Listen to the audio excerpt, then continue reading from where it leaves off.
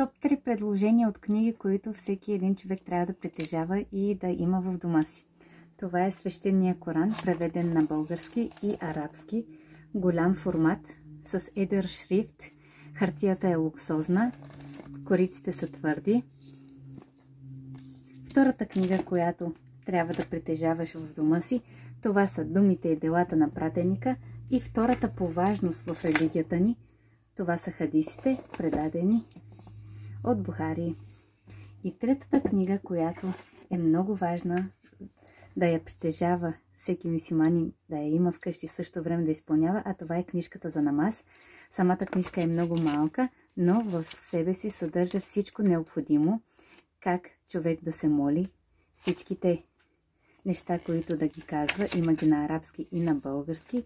За първи път по рода си има такава книга, илюстрирана и подробно описана. Знаете къде да я намерите, изпращаме и със секунди спиди.